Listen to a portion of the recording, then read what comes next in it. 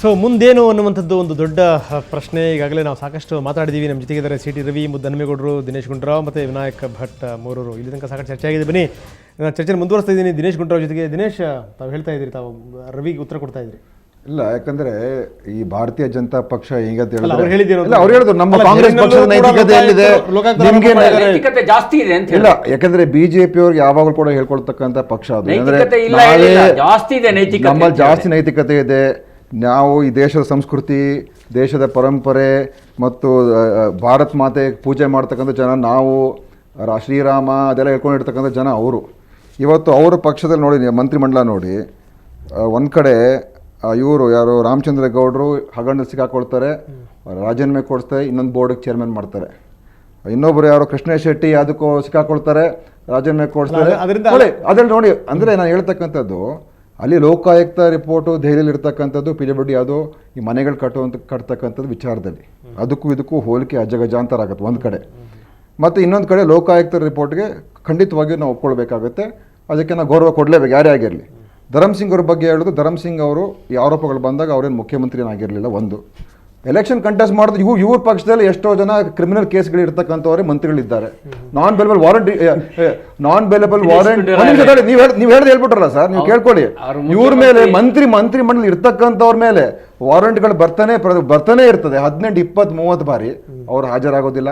ಅವ್ರು ಈಗಲೂ ಕೂಡ ಮಂತ್ರಿಗಳೇ. ಎಲ್ಲ ರೀತಿಯಲ್ಲೂ ಕೂಡ ಈ ರಾಜ್ಯದಲ್ಲಿ ಇಡೀ ಪ್ರತಿಯೊಬ್ಬ ಸಾಮಾನ್ಯ ಜನರಿಗೂ ಗೊತ್ತು ಇವ್ರು ಲೂಟಿ ಮಾಡಿದ್ದಾರೆ. ಹಗರಣಗಳ ಸುರಿಮಳೆನೇ ಈ ಸರ್ಕಾರದ ಆರೋಪ ಮೇಲಿದೆ ಅಂತ ಹೇಳ್ತಕ್ಕಂಥದ್ದು ಇರಬೇಕಾದ್ರೆ, ಈಗ ಇವರು ಕಾಂಗ್ರೆಸ್ ತಪ್ಪು ಮಾಡಿದರೆ ಬೇರೆ ದೆಹಲಿ ವಿಚಾರ, ಕೇಂದ್ರ ಸರ್ಕಾರ ತಪ್ಪು ಮಾಡಿದರೆ ಕೇಂದ್ರಕ್ಕೆ ವಿಚಾರ.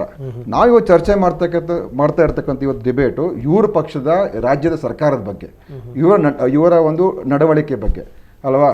ಇವರು ನೀವಲ್ಲಿ ತಪ್ಪು ಮಾಡಿದ್ರೆ ನಾವು ತಪ್ಪು ಮಾಡ್ತೀವಿ ಅಂತ ಹೇಳ್ತಕ್ಕಂಥ ಮಾತಿಗೆ ಯಾವ ಒಂದು ತರ್ಕ ಇದೆ? ಅದಕ್ಕೆ ತರ್ಕನೇ ಇಲ್ಲ. ನೀವು ಒಪ್ಕೊಳ್ಳಿ, ನೀವು ದಾರಿ ತಪ್ಪಿದ್ದೀರಾ.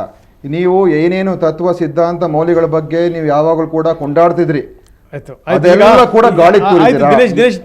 ನಮ್ಮಲ್ಲಿ ನೈತಿಕತೆ ಇಲ್ಲ, ನಮ್ಮಲ್ಲಿ ಮೌಲ್ಯಗಳಿಲ್ಲ, ನಾವೆಲ್ಲ ಕಳ್ಕೊಂಡ್ಬಿಟ್ಟಿದ್ದೀವಿ. ನಾವು ಅಧಿಕಾರಕ್ಕೋಸ್ಕರ ಎಲ್ಲವನ್ನು ಕೂಡ ತ್ಯಾಗ ಮಾಡ್ದು. ಇವತ್ತು ಕೇಂದ್ರದಲ್ಲೂ ಕೂಡ ಅಧಿಕಾರಕ್ಕೋಸ್ಕರ ಆ ದೇವಸ್ಥಾನಕ್ಕೆ ಕಟ್ತಿದ್ರು, ಅದನ್ನು ಕೂಡ ತ್ಯಾಗ ಮಾಡಿದ್ರು. ಅವ್ರ ಅಧಿಕಾರದಲ್ಲಿದ್ದಾಗ ಏನು ಮಾಡಿದ್ರು ಹೇಳಿ? ಏನನ್ನೂ ಮಾಡಲಿಲ್ಲ. ಅದಕ್ಕೋಸ್ಕರ ಇವ್ರ ಅಧಿಕಾರಕ್ಕೆ ಬರಬೇಕಾದ್ರೆ ದತ್ತಪೀಠ ಹೇಳ್ತಾರೆ, ಇನ್ನೊಂದು ಹೇಳ್ತಾರೆ. ಅಧಿಕಾರಕ್ಕೆ ಬಂದ್ಮೇಲೆ ಎಲ್ಲ ಮರೀತಾರೆ. ಸೊ ಜನರಿಗೆ ಇದು ಬಯಲಾಗಿದೆ. ನೀವು ಪಾರ್ಟಿ ವಿತ್ ಡಿಫರೆನ್ಸ್ ಅಂತ ಹೇಳ್ತಾ ಇದ್ರಲ್ಲ, ನೀವು ಪಾರ್ಟಿಗಿಂತ ಡಿಫರೆನ್ಸ್ ನೀವು ಎಲ್ಲರಿಗಿಂತ ವರ್ಸ್ಟ್ ಆಗ್ಬಿಟ್ರಿ. ನೀವು ಎಲ್ಲಾ ಪಕ್ಷಗಳಿಗಿಂತ ಅತಿ ಕೆಳಮಟ್ಟದಲ್ಲಿ ಇರ್ತಕ್ಕಂಥ ಪಕ್ಷ ಇವತ್ತು ಭಾರತೀಯ ಜನತಾ ಪಕ್ಷ ಆಗೋಯ್ತು. ಈಗ ಈ ದೇಶದಲ್ಲಿ ಎಷ್ಟು ಹಗರಣಗಳು ನಡೆದಿದ್ದಾವೆ ಅಂತ ಒಂದ್ಸರಿ ಪಟ್ಟಿ ಮಾಡಿಸಿ. ನೀವು ಅಧಿಕಾರದಲ್ಲಿ ಇಲ್ಲ ಸ್ವಾಮಿ, ನಾನು ಅವರಿಗೆ ಎಷ್ಟು ಹಗರಣ, ಮುಂಡ್ರಾಜಿ ಪ್ರಕರಣದಿಂದ ಹಿಡಿದು, ನಗರವಾಲ ಪ್ರಕರಣದಿಂದ ಹಿಡಿದು, ಬೋಪೋರ್ಸ್ನಿಂದ ಹಿಡಿದು ಸಕ್ಕರೆ, ಯೂರಿಯಾ, ಬ್ಯಾಂಕು, ಶೇರ್ ಹಗರಣ ಎಲ್ಲದನ್ನು ಪಟ್ಟಿ ಮಾಡಿ, 2G, ಈ ಕಾಮನ್ವೆಲ್ತ್ ಎಲ್ಲ ಪಟ್ಟಿ ಮಾಡಿ. ಕಾಂಗ್ರೆಸ್ ಪಾಲೆಷ್ಟು, ಬಿಜೆಪಿ ಪಾಲೆಷ್ಟು ಇದಲ್ಲ. ಈಗ ಒಂದು ಮನುಷ್ಯ ಮುದ್ದೆ ಕೊಡ್ರೆ ಕಾಂಗ್ರೆಸ್ ಪಾಲೆಷ್ಟು, ಬಿಜೆಪಿ ಪಾಲೆಷ್ಟು ಅಂತ ಈ ದೇಶ ಅವರಿಗೆ ನೋಡಿ. ಅವ್ರು ಮಾತಾಡಬೇಕಾದ್ರೆ ನಾನು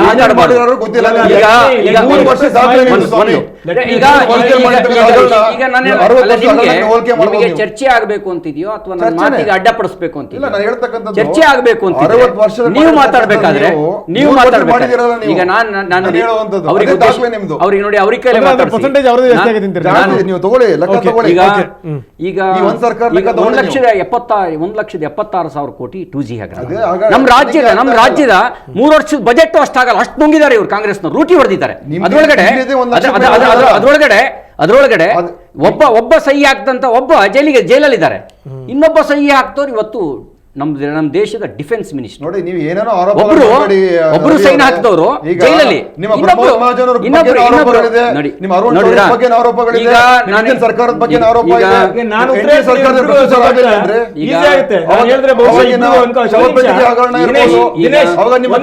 ಬಿಜೆಪಿ ಕ್ಯಾಮ್ರಾ ಮುಂದೆ ದುಡ್ಡಿಸ್ಕೊಳ್ತಾ ಇದ್ದಾರೆ.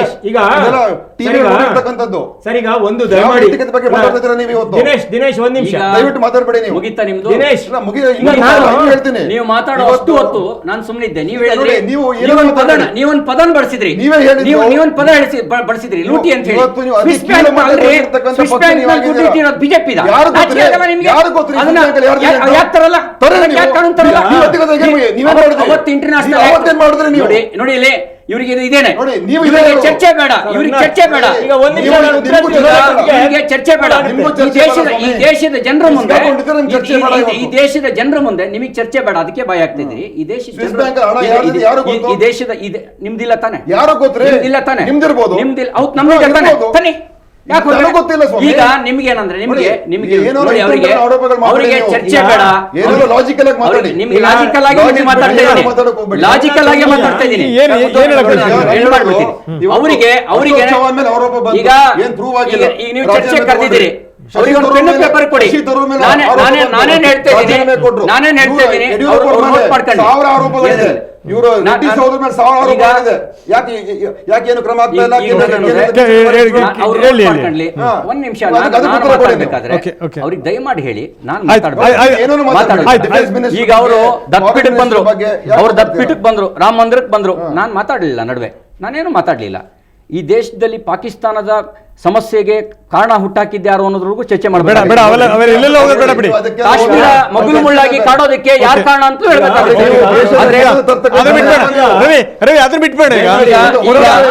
ಅದು ಬಿಟ್ಟೆ ಮಾತಾಡೋಣ, ಅದು ಬಿಟ್ಟೆ ಮಾತಾಡೋಣ. ಇನ್ನು ಬಹಳ ಟೈಮ್ ಇದೆ. ದಯಮಾಡಿ ನಮ್ಮ ರಾಜ್ಯದ ಪರಿಸ್ಥಿತಿ ಹೇಳ್ತೀನಿ ರಂಗನಾಥ್, ದಯಮಾಡಿ ಈ ಎರಡು ಇಲ್ಲಿ ಇತಿಹಾಸ ಪ್ರಜ್ಞೆ ಇಲ್ಲ ನಿಮಗೆ. ಬಿಜೆಪಿ ರಾಜಕೀಯ ಪಕ್ಷ ಹುಟ್ಟಿದ್ದೇನೆ 1991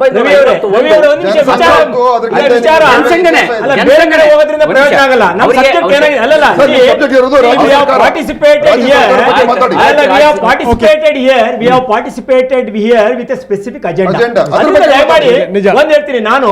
ದಯಮಾಡಿ ರಂಗನಾಥ್ ಅವ್ರು ಒಂದ್ ವಿಚಾರ ಹೇಳಲಿಕ್ಕೆ ಇಷ್ಟಪಡ್ತೀನಿ. ಈ ಎರಡು ರಾಷ್ಟ್ರೀಯ ದಿಗ್ಗಜ ಪಕ್ಷಿಗಳು ಅಂತ ಏನು ಹೇಳ್ಕೊಳ್ತಾ ಇದ್ದಾರೆ, ಇವರ ಈ ಒಂದು ಕಿತ್ತಾಟದಿಂದ, ಇವರ ಕಲಹಗಳಿಂದ ಇವತ್ತು ನಲುಗ್ತಾ ಇರೋದು ಈ ರಾಜ್ಯದ ಬಡಜನತೆ.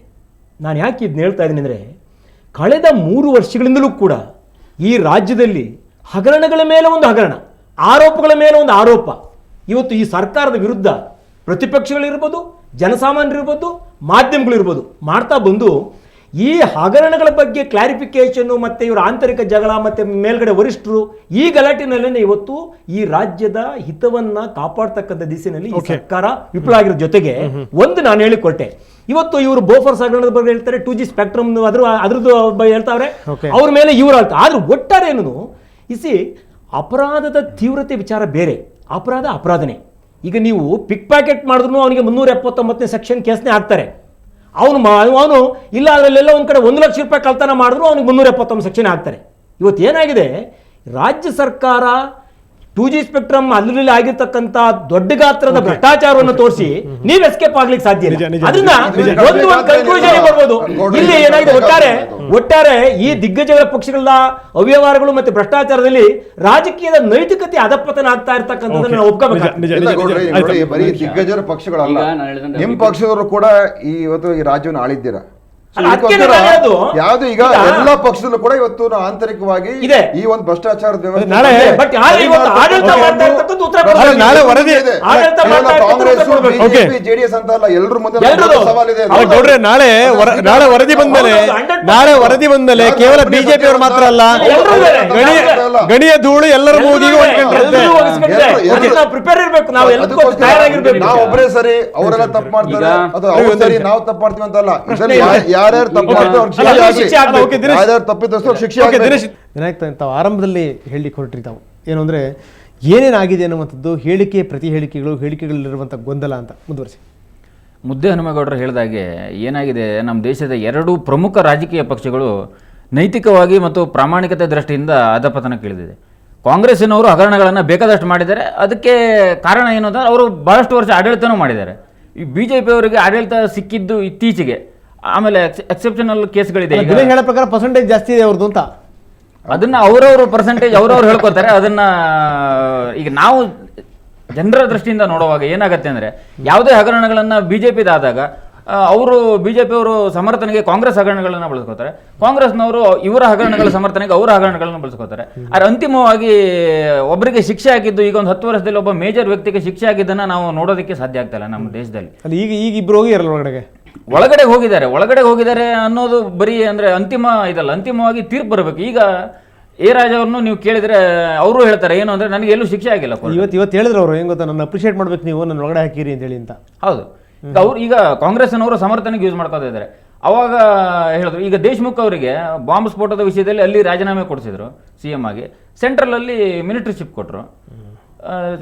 ಆ ಥರ ಎರಡೂ ರಾಜಕೀಯ ಪಕ್ಷಗಳು ಈ ತರ ಆಟಗಳನ್ನು ಆಡ್ಕೊಂಡೇ ಬಂದಿದ್ದಾವೆ. ಇದು ನಮ್ಮ ಪ್ರಮುಖ ಒಂದು ವಿಚಾರ. ಇವತ್ತು ನಾವು ಮಾತಾಡಬೇಕಾದ್ರೆ ಎಲ್ಲೋ ಒಂದು ಕಡೆ ಇವತ್ತು ಭ್ರಷ್ಟಾಚಾರದ ಒಂದು ಪಾತ್ರ ರಾಜಕೀಯದಲ್ಲಿ ಹೆಚ್ಚಾಗ್ತಾ ಇದೆ. ಹಣದ ಪಾತ್ರ ಭಾಳಷ್ಟು ಹೆಚ್ಚಾಗಿದೆ.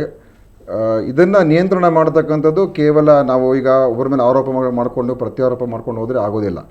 ಎಲ್ಲೋ ಒಂದು ಕಡೆ ಇವತ್ತು ರಾಜಕೀಯ ಪಕ್ಷಗಳಲ್ಲಿ ರಾಜಕೀಯ ವ್ಯಕ್ತಿಗಳು ಇಂಥ ಒಂದು ಆರೋಪಗಳಿಗೆ ಒಳಗಾದಾಗ ನಿರ್ದಿಷ್ಟವಾದ ಕ್ರಮಗಳು ಆಗಲೇಬೇಕಾಗ್ತದೆ. ಇವಾಗ ಇಲ್ಲದೆ ಹೋದರೆ ಜನರ ನಂಬಿಕೆ ಬರಲ್ಲ. ಮುದ್ದನಮೇಗೌಡರಿಗೆ ಒಂದು ಪ್ರಶ್ನೆ ಕೇಳಿದೆ ನಾನು, ಅದೇ ಪ್ರಶ್ನೆ ನಿಮಗೆ ಕೇಳ್ತಾ ಇದ್ದೀನಿ. ಕೇವಲ BJP ಅವ್ರು ಮಾತ್ರ ಅಲ್ಲ, BJP ಅವ್ರ ಸಂಖ್ಯೆ ಕಡಿಮೆ ಇರ್ಬೋದು ಇನ್ನೂ ಈ ಅಕ್ರಮ ಗಣಿಗಾರಿಕೆ ಇದರಲ್ಲಿ. ನಿಮ್ಮ ಪಕ್ಷದವ್ರ ಸಂಖ್ಯೆ ಭಾಳ ಲಿಸ್ಟು ದೊಡ್ಡದಿರ್ಬೋದು ಅಂತ ಅನ್ಕೋತೀನಿ ನಾನು. ಯಾಕಂದರೆ 400 ಜನ ಅಧಿಕಾರಿಗಳ ಹೆಸರಿದೆ ಅಂತಂದರೆ ರಾಜಕಾರಣಿಗಳ ಹೆಸರು ಎಷ್ಟಿರಬೇಕು. ಸೊ ಯಾರ್ಯಾರು ಏನೇನು ಕಾದಿದೆ, ಮೊದಲು ಅದು ಆ ಕ್ರಮಗಳು ನಿಮ್ಮ ಪಕ್ಷದಿಂದ ಆರಂಭ ಆಗುತ್ತಾ? ನೋಡಿ, ನಮ್ಮ ಪಕ್ಷದಲ್ಲಿ ಈಗಾಗಲೇ ಕೇಂದ್ರದಲ್ಲಿ ಯಾರ್ಯಾರ ಮೇಲೆ ಈ ರೀತಿ ಆರೋಪಗಳು ಬಂದಾಗ ಕೂಡಲೇ ಅವ್ರನ್ನ ಆ ಒಂದು ಸ್ಥಾನದಿಂದ ವಜಾ ಮಾಡ್ತಕ್ಕಂಥ ಕ್ರಿಯೆ ಈಗಾಗಲೇ ಮಾಡಿದ್ದಾರೆ. ಅದು ಅಶೋಕ್ ಚೌಹಾಣ್ ಇರ್ಬೋದು, ನಟ್ವರ್ ಸಿಂಗ್ ಇರ್ಬೋದು, ಶಶಿ ತರೂರ್ ಇರ್ಬೋದು, ಸುರೇಶ್ ಕಲ್ಮಾಡಿ ಇರ್ಬೋದು. ಕೂಡಲೇ ಅವ್ರ ಮೇಲೆ ಗಂಭೀರ ಆರೋಪಗಳು ಬಂದಾಗ ಅವತ್ತೇನೆ ನೋಡಿ ರಾಜೀನಾಮೆ ಕೊಡಬೇಕು ಅಂತ ಹೇಳಿ ಮಾಡಿದ್ದಾರೆ. ಇವತ್ತು ಕೂಡ ನಮ್ಮ ರಾಷ್ಟ್ರೀಯ ವಕ್ತಾರರು ಇರ್ಬೋದು, ಈಗ ಸಿಟಿ ರಿವ್ಯೂ ಮಾತು ಹೇಳಿದ್ರು ಏನು ಅಂದ್ರೆ, ಮಧ್ಯಂತರ ವರದಿನಲ್ಲಿ ಧರ್ಮಸಿಂಗ್ ಅವ್ರ ಹೆಸರಿತ್ತು, ಅಂತವ್ರಿಗೆ ಟಿಕೆಟ್ ಕೊಟ್ಬಿಟ್ಟು ಗೆಲ್ಸ್ಕೊಳ್ತಿದ್ರು. ಅದು ನೋಡಿ, ಟಿಕೆಟ್ ಕೊಡೋದು, ಅವ್ರಿಗೆ ಎಲೆಕ್ಷನ್ ನಿಂತ್ಕೊಳ್ತಕ್ಕಂಥದ್ದು, ಅವ್ರಿಗೆ ಅದೇನು ಪ್ರೂವ್ ಆಗಲಿಲ್ಲ ಅಥವಾ ಅಂತಿಮವಾಗಿ ಅವ್ರೇನು ಅದಕ್ಕೆ ಶಿಕ್ಷೆನೂ ಆಗಲಿಲ್ಲ. ಅದು ಅದರಿಂದ ನೋಡಿ, ರಾಜ್ಯಪಾಲರು ಅದನ್ನ ನೋಡಿ, ಈಗ ಧರಮ್ ಸಿಂಗ್ ಅವ್ರು ಮುಖ್ಯಮಂತ್ರಿಗಳಾಗಿ ಅಂತ ಒಂದು ರಿಪೋರ್ಟ್ ಬಂದಿದ್ದಿದ್ರೆ ಅವರು ಅವತ್ತೇ ರಾಜೀನಾಮೆ ಕೊಡ್ತಕ್ಕಂಥ ಪ್ರಸಂಗ ಉದ್ಭವ ಆಗಿದೆ. ಇದು ನಾವು ಹೇಳ್ತಕ್ಕಂಥದ್ದು ಚುನಾವಣೆಗಳಲ್ಲಿ ಇವತ್ತು ನಿಲ್ತಾ ಇರ್ತಕ್ಕಂಥದ್ದು ಅನೇಕ ಕಡೆ ಅನೇಕ ಜನರ ಮೇಲೆ ಅನೇಕ ಹಿನ್ನೆಲೆಗಳಲ್ಲಿ ನಿಲ್ತಾರೆ. ನೀವು ಅದು ನಿಲ್ಲೇಬಾರ್ದು ಅಂತ ಹೇಳ್ತಕ್ಕಂಥದ್ದು ಪರಿಸ್ಥಿತಿ. ವಾಸ್ತವಿಕ ಸತ್ಯ ನೀವು ಗಮನಿಸಬೇಕಾಗಿರೋದು, ನಾನು 2004ರಲ್ಲಿ MLA, KDP ಸಭೆಯಲ್ಲಿ, ವಿಧಾನಸಭೆಯಲ್ಲಿ ನಮ್ಮ ರಸ್ತೆಗಳೆಲ್ಲ ಹಾಳಾಗೋಗ್ತಾ ಇದ್ದಾವೆ, ಈ ಮೈನ್ಸ್ ಲಾರಿ ಓಡಾಡ್ತಿಂದ ಅವು 40 ಟನ್ನು 50 ಟನ್ನು ತೊಗೊಂಡು ಹೋಗ್ತವೆ, ನಿಲ್ಲಿಸಿ ಅಂತ ಹೇಳಿದ್ವಿ. ಅವತ್ತು ಧರ್ಮಸಿಂಗ್ ಅವರು ಮುಖ್ಯಮಂತ್ರಿಗಳು ನಿಲ್ಲಿಸಲಿಲ್ಲ. ಇವತ್ತು ಕಳೆದ 1 ವರ್ಷ 2 ತಿಂಗಳಿನಿಂದ ಒಂದೇ ಒಂದು ಮೈನ್ಸ್ ಲಾರಿ ಯಾವುದೇ ರಸ್ತೆಯಲ್ಲಿ ಓಡಾಡಿದಂಥ ಉದಾಹರಣೆ ಇಲ್ಲ. ಈ ನಿಯಂತ್ರಣ ಮಾಡಿದ್ದು BJP. ಇನ್ನು ಒಪ್ಕೊಳ್ಳೇಬೇಕು. ಇದಕ್ಕಿಂತ ಮುಂಚೆ ನಮ್ಮ ಸರ್ಕಾರ ಆಡಳಿತಕ್ಕೆ ಬರೋದಕ್ಕಿಂತ ಮುಂಚೆ ಮೈನ್ಸ್ನಿಂದ ರೆವಿನ್ಯೂ ಕಲೆಕ್ಟ್ ಆಗ್ತಿದ್ದು 80 ಕೋಟಿ, ಅದನ್ನ 360 ಕೋಟಿಗೆ ಏರಿಸಿದ್ದು BJP. ಈ ಸತ್ಯನೂ ಒಪ್ಕೋಬೇಕು. ಈ ಗಣಿ ಮಾಫಿಯಾ ಅನ್ನೋದು BJP ಆಡಳಿತಕ್ಕೆ ಬಂದ ದಿನ ಬೆಳೀತು ಅನ್ನೋದನ್ನು ನಾನು ಒಪ್ಪೋಕ್ಕೆ ತಯಾರಿಲ್ಲ. ಈ ಗಣಿ ಮಾಫಿಯಾದ ಬೀಜನ ಬಿತ್ತಿದ್ದು 2002-2003ನೇ ಸಾಲಿನಿಂದಲೇ ಬೀಜ ಬೆಳೆದು ಅದು ಗೊಬ್ಬರ ನೀರನ್ನು ತಕ್ಕ ಮಟ್ಟಿಗೆ ಎಲ್ಲರೂ ಹಾಕಿದ್ದಾರೆ ಆ ಗಣಿ ಮಾಫಿಯಾನ. ಆ ಗಣಿ ಮಾಫಿಯಾದ ಇವತ್ತು ಈ ಪ್ರಜಾಪ್ರಭುತ್ವ ವ್ಯವಸ್ಥೆ ಒಳಗೆ ಅದನ್ನು ತನಿಖೆಗೆ ಆದೇಶ ಮಾಡಿ ತನಿಖೆಗೆ ವಿಸ್ತರಣೆ ಕಾಲಾವಕಾಶ ಕೊಟ್ಟಿದ್ದು BJP. ಇದನ್ನು ಒಪ್ಕೋಬೇಕು. ಎಲ್ಲೂ ನಾವು ನಿಯಂತ್ರಣ ಮುಗಿಸ್ತೀನಿ. ನಿಯಂತ್ರಣಕ್ಕೆ ಕ್ರಮ ಕೈಗೊಂಡಿಲ್ಲ ಅನ್ನೋದನ್ನು ನಾನು ಒಪ್ಪೋದಿಲ್ಲ. ನಿಯಂತ್ರಣ ಮಾಡ್ತಕ್ಕಂಥ ಎಲ್ಲ ಪ್ರಾಮಾಣಿಕ ಪ್ರಯತ್ನನ ನಮ್ಮ ಸರ್ಕಾರ ಮಾಡಿದೆ. ಸೆಂಟ್ರಲಿಗೆ ಪತ್ರ ಬರೆದ್ರು, ತಕ್ಷಣ ಇದನ್ನು ಎಕ್ಸ್ಪೋರ್ಟ್ ಬ್ಯಾನ್ ಮಾಡಿ ಅಂತ ಹೇಳಿದರು. ಒಬ್ಬ ರಾಜ್ಯದ ಮುಖ್ಯಮಂತ್ರಿ ಒಂದು ಪತ್ರ ಬರೆದಾಗ, ಅಲ್ಲಿ ಹೋಗಿ ಮೀಟಿಂಗ್ನಲ್ಲಿ ಈ ಸಬ್ಜೆಕ್ಟ್ನ ಪ್ರೆಸೆಂಟ್ ಮಾಡಿದಾಗ ತಗೊಂಡು ತೀರ್ಮಾನ ಏನು? ಅವ್ರಿಗೆ ಪ್ರಾಮಾಣಿಕತೆ ಇದೆಯಲ್ಲ, ದೇಶದ ಬಗ್ಗೆ ಕಾಳಜಿ ಇದೆಯಲ್ಲ, ದೇಶದ ಸಂಪತ್ತು ಹೊರಗೋಗಬಾರ್ದು ಅಂತೇಳಿ ಇದೆಯಲ್ಲ. ಒಂದು ರಾಜ್ಯದ ಮುಖ್ಯಮಂತ್ರಿ, ಯಾರೋ ಚಪರಾಸಿ ಅಲ್ಲ ಅಲ್ಲಿ ಹೋಗಿ ಅರ್ಜಿ ಕೊಟ್ಟಿದ್ದು, ಒಬ್ಬರು ಒಂದು ರಾಜ್ಯದ ಮುಖ್ಯಮಂತ್ರಿ ಅರ್ಜಿ ಕೊಟ್ಟಾಗ ಅಲ್ಲಿರ್ತಕ್ಕಂಥ ಕೇಂದ್ರ ಸರ್ಕಾರ ತೆಗೆದುಕೊಂಡ ಕ್ರಮ ಏನು? ಅದರ ಆಧಾರದಲ್ಲೇ ಹೇಳುತ್ತೆ ಪ್ರಾಮಾಣಿಕತೆ ಯಾರಿಗೆ ಎಷ್ಟಿದೆ ಅಂಥೇಳಿ. ಇಲ್ಲಿರುವ BJPಗೆ ಎಷ್ಟಿದೆ, ಅಲ್ಲಿರುವ ಕೇಂದ್ರಕ್ಕೆ ಎಷ್ಟಿದೆ ಅಂಥೇಳಿ. ಯಾಕೆಂದರೆ ಇದರ ನಿಯಂತ್ರಣದ ಅಧಿಕಾರ, ಎಕ್ಸ್ಪೋರ್ಟ್ನ ಬ್ಯಾನ್ ಮಾಡೋದು, ನಾವು ಎಲ್ಲವನ್ನೂ ಮೀರಿ ಎಕ್ಸ್ಪೋರ್ಟ್ ಬ್ಯಾನ್ ಮಾಡಿದ್ವಿ. ಆದರೆ ಅದಕ್ಕೆ ಸಹಕಾರ ಕೊಡ್ತಕ್ಕಂಥ ಕೆಲಸ ಕೇಂದ್ರ ಮಾಡ್ತಾ, ನಾನು ಕೇಂದ್ರ ಗೂಬೆ ಕೂರಿಸ್ತಾ ಇದ್ದೀನಿ ಅಂತ ಅವ್ರು ಹೇಳ್ಬಿಡ್ತಾರೆ. ರಾಜ್ಯದ ಭ್ರಷ್ಟಾಚಾರಕ್ಕೆ ಸ್ಥಿಮಿತವಾಗಿ ನೀವು ಮಾತಾಡೋದು ಅಂತಾದ್ರೆ ನಾನು ಹೇಳೋದಂದ್ರೆ ನೀವೇನಂದ್ರೆ ರಾಜ್ಯದ ಭ್ರಷ್ಟಾಚಾರಕ್ಕೆ ಕುರಿತಂತೆ ಮಾತಾಡಬೇಕು ಅಂತಾದರೆ ನಿಮಗೆ ಅಸಾಧ್ಯ ಏನಲ್ಲ. 80ರ ದಶಕದ ಲಂಕೇಶ್ ಪತ್ರಿಕೆಯನ್ನು ತೆಗಿರಿ, 80ರ ದಶಕದ ಕನ್ನಡಪ್ರಭ, ಪ್ರಜಾವಾಣಿ ಪತ್ರಿಕೆಗಳನ್ನು ತೆಗಿರಿ. ಯಾವ್ಯಾವರ ಮೇಲೆ ಎಷ್ಟೆಷ್ಟು ಆರೋಪಗಳು ಬಂದಿತ್ತು ಅಂತ ನೋಡಿ. ಏನೇನ್ ಮೇಲ್ಪಂಕ್ತಿ ಅನುಸರಿಸಿದ್ರು ಅಂತ ನೀವು ಉದಾಹರಣೆ ಹಾಕೊಡಿ. ಯಾವತ್ತು ತಾನು ಆಡಳಿತ ಪಕ್ಷದಲ್ಲಿದ್ದಾಗ ಒಂದು ಇನ್ನೊಂದು ಪಕ್ಷ ತೆಗೆದು ಅದೇ ಅಷ್ಟಕ್ಕೆ 80ಕ್ಕೆ ನಿಲ್ಲುತ್ತೆ ಅಂತಿಲ್ಲ. 85ರಿಂದ ನೀವು ತೆಗಿರಿ. ಇವತ್ತು ನಮ್ಮ ಮುಂದೆ ಇರ್ತಕ್ಕಂಥ ಪ್ರಶ್ನೆ ಸುಧಾರಣೆ ಪ್ರಶ್ನೆ ಇಲ್ಲ. ಇವತ್ತು ಆಡಳಿತದಲ್ಲಿ ಏನು ಸುಧಾರಣೆ ಮಾಡಿದ್ದೀವಿ, ಮಾಡ್ತಾ ಇದ್ದೀವಿ, ಮಾಡ್ಬೋದು ಅನ್ನೋದ್ರ ಬಗ್ಗೆ ಚರ್ಚೆ ಅಲ್ಲ. ಇವತ್ತು ಆಕ್ಷನ್ ಟೇಕನ್ ರಿಪೋರ್ಟ್ ಆ ಸ್ಟೇಜಿಗೆ ಬಂದಿದ್ದೀವಿ. ಇವತ್ತೊಂದು ಬಹಳ ಪ್ರಮುಖವಾದಂತ ಒಂದು ವರದಿ, ಈ ರಾಜ್ಯದ ಜನತೆಯ ಮತ್ತೆ ಆಡಳಿತ ಮಾಡ್ತಕ್ಕಂಥವ್ರು ನಿದ್ದೆಗೆಡಿಸ್ತಕ್ಕಂಥ ಒಂದು ವರದಿ ನಮ್ಮ ಮುಂದೆ ಬರ್ತಾ ಇದೆ. ಅದರಲ್ಲಿ ಕ್ರಮ ಏನ್ ಜರುಗಿಸಬೇಕು, ಯಾರು who has to pay the penalty for having committed the mistake, that is the question before us. ಅದರಿಂದ ಇವತ್ತು ನಮ್ಮ ಪ್ರಶ್ನೆ ಇರ್ತಕ್ಕಂಥದ್ದು, ನೈತಿಕವಾಗಿ ಒಂದು ರೈಲು ಅಪಘಾತ ಆದ್ರೆ ಈ ರಾಷ್ಟ್ರದಲ್ಲಿ ರೈಲು ಮಂತ್ರಿ ರಾಜೀನಾಮೆ ಕೊಡ್ತೇನೆ, ಓವಿಂಗ್ ದಿ ಮಾರಲ್ ರೆಸ್ಪಾನ್ಸಿಬಿಲಿಟಿ ಅಂತ ರಾಜಕಾರಣವನ್ನು ಇಲ್ಲ ಬದಲಾಗಿದೆ. ಈಗ ಹೆಂಗ್ ಗೊತ್ತಾ, ನಾನೇನ್ ರೈಲ್ ಮಂತ್ರಿ ಅಲ್ಲ, ನಾನು ರಾಜ್ಯ ಮಂತ್ರಿ ಹೋಗಲ್ಲ, ಪ್ರಧಾನಿನೇ ಹೋಗಲಿ ಅಂತ ಬದಲಾಗಿದೆ ಸರ್. ಅಂತ ರಾಷ್ಟ್ರದಲ್ಲಿ ಸಾರ್ವಜನಿಕ ಬದುಕಿನಲ್ಲಿರ್ತಕ್ಕಂಥವ್ರು ನಿಮ್ಮ ಮೇಲೆ ಪ್ರೈಮ ಫೇಸಿ ಕೇಸು, ನೀವು ಕನ್ವಿಕ್ಷನ್ ಆಗ್ಬೇಕು ಅಂತ ಕಾಯ್ತಕ್ಕಂಥ ಕಾಲ ಅಲ್ಲ. ಪ್ರೈಮ ಫೇಸಿ ನಿಮ್ಮ ಮೇಲೆ ಮೇಲ್ನೋಟಕ್ಕೆ ನಿಮ್ಮ ಮೇಲೆ ಆರೋಪಗಳು ಬಂದಂತ ಸಂದರ್ಭದಲ್ಲಿ ಒಂದು ನೈತಿಕತೆಯನ್ನು ಹೊತ್ತು ಆ ಅಧಿಕಾರದಿಂದ ತ್ಯಜಿಸ್ತಕ್ಕಂಥ ಒಂದು ದೊಡ್ಡ ತೋರಿಸ್ತಾ ಇದ್ರೆ ಹೇಳಿದ್ರು. ರವಿ ಒಂದೇ ಒಂದು ನಿಮಿಷ, ಲಂಕೇಶ್ ಪತ್ರಿಕೆ ಬಗ್ಗೆ ಮಾತಾಡ್ತಾ ಇದ್ದಾರೆ. ಆ ತರ ನೋಡಿದ್ರೆ ಇವತ್ತಿನ ಹಾಯ ಬೆಂಗಳೂರು ತೆಗೆದ್ರೆ ಇವ್ರು ಇಡೀ ಸರ್ಕಾರನೇ ಓಡಬೇಕು. ಯಾಕೆ ಅದ್ರ ಬಗ್ಗೆ ಎಲ್ಲ ಮಾತಾಡ್ತಾರೆ? ಲಂಕೇಶ್ ಪತ್ರಿಕೆ ಲಿಂಕ್ ಬಂತು ನೋಡಿ, ಎಷ್ಟು ಕೀಳ್ಮಟ್ಟದ ರಾಜಕಾರಣ ಅಂತ ಕನ್ನಡಪ್ರಭ ಲಂಕೇಶ್, ಅವತ್ತಿನ ಕನ್ನಡಪ್ರಭ, ಅವತ್ತಿನ ಲಂಕೇಶ್, ಅವತ್ತಿನ ಉದಯವಾಣ ತೆಗಿರಿ. ಅಂದ್ರೆ ಆರೋಪ ಬಂದವರು ಹೇಗೆ 80ರ ದಶಕದಲ್ಲಿ ಅಧಿಕಾರದಲ್ಲಿ ಇದ್ರಲ್ಲ, ಹೇಗೆ ಮೇಲ್ಪಂಕ್ತಿ ಹಾಕ್ತಾರೆ ಮೀರಿ ಅಂತ ನೋಡಿ. ಯಾವ ರೀತಿ ಶಾಸಕರ ಬಗ್ಗೆ ಮಾತಾಡ್ತಾರೆ ಅದ್ರ ಬೇಕಾದ್ರೆ ಚರ್ಚೆ ಮಾಡೋಣ.